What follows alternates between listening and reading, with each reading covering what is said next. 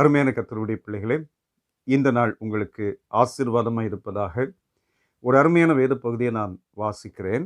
104ஆம் சங்கீதம் 27வது வசனம். ஏற்ற வேளையில் ஆகாரத்தை தருவீர் என்று அவைகளெல்லாம் உம்மை நோக்கி காத்திருக்கும். பெரிய திமிங்கலம். அந்த திமிங்கலத்தை ஏற்ற வேளையிலே போஷிக்கிறார். தேவன் தனக்கு ஆகாரத்தை தருவார் என்று திமிங்கலம் கூட காத்திருக்குமாம். சரியான நேரத்திலே திமிங்கலத்திற்கு ஆண்டவர் அந்த போஷிப்பை கொடுக்கிறார். திமிங்கலத்துக்கே ஏற்ற வேளையில் அற்புதம் செய்கிற ஆண்டவர் உங்களையும் என்னையும் கைவிட்டு விடுவாரா? சரியான நேரத்திலே ஆண்டவர் அற்புதம் செய்வார். இந்த வசனத்தின் மூலம் ஒரு காரியத்தை கற்றுக்கொள்ள முடியும். ஏனென்றால் நாம் அநேக நேரங்களிலே நம்முடைய மனநிலை அவசரம் காட்டுகிறது.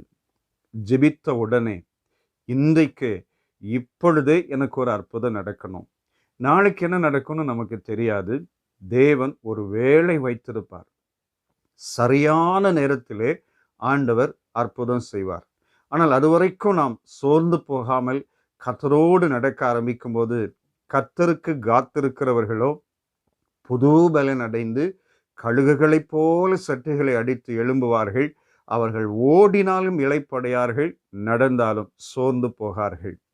ஏற்ற வேளையிலே தேவன் உயர்த்த வல்லமை உள்ளவர். 1 பேதுரு 5:6 வாசிக்கிறோம். ஏற்ற காலத்திலே அவர் உங்களை உயர்த்தும்படிக்கு அவருடைய பலத்த கரத்துக்குள் அடங்கியிருங்கள் என்று சொல்லி நம் வேதத்திலே வாசிக்கிறோம். 145ஆம் சங்கீதம் 15வது வசனத்திலும் இதே காரியத்தை ஏற்ற வேளையிலே இவைகளை போஷிக்கிறீர் என்று வாசிக்கிறோம்.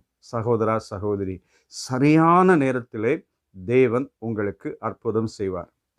அந்த அற்புதத்தை யாராலும் தடுக்க முடியாது. அவருடைய வேலை வருகிற போது தேவன் செய்கிற கிரியைகளை எந்த பிசாசினாலும் மனிதனாலும் தடுக்க முடியாது.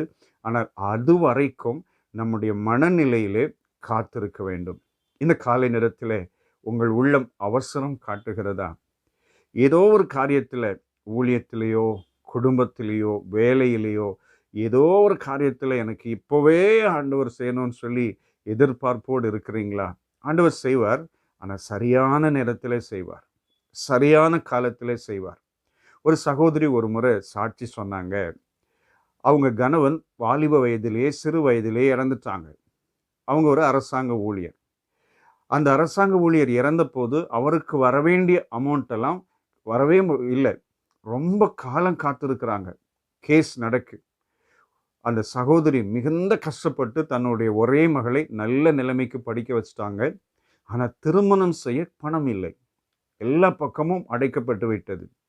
ஒரு நாள் அவர்கள் கண்ணீரோடு ஜெபிக்கிற போது அவங்க வக்கீல் சொன்னாங்களா, அம்மா, உங்களுக்கு வரவேண்டிய மொத்த தொகையையும் முழுவதுமாக கோர்ட்டு கொடுக்க சொல்லி உத்தரவிட்டுட்டாங்க. இன்னும் ஒரு வாரத்தில் அந்த பணமெல்லாம் வந்துடும். அந்த சகோதரி சொன்னாங்க, சரியான காலத்தில் எனக்காக தேவன் ஆயத்தப்படுத்தி அதை மல்டிப்ளை பண்ணி எனக்கு ஆண்டவர் கொடுக்கும்படி உதவி செய்தார்.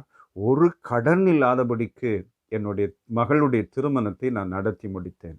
சரியான நேரத்தில் ஆண்டவர் அற்புதம் செய்கிற தேவன். அவர் கைவிட மாட்டார். சோர்ந்து போகாதிருங்கள். இன்னும் தேவனோடு கூட நெருங்க ஆரம்பியுங்கள். காத்திருங்கள்.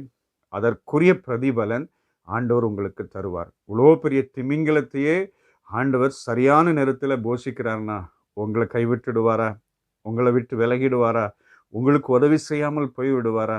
கண்டிப்பாய் செய்வார். காத்திருப்போம், அற்புதங்களை பெற்றுக்கொள்வோம். சேர்ந்து ஜெபிக்கலாமா?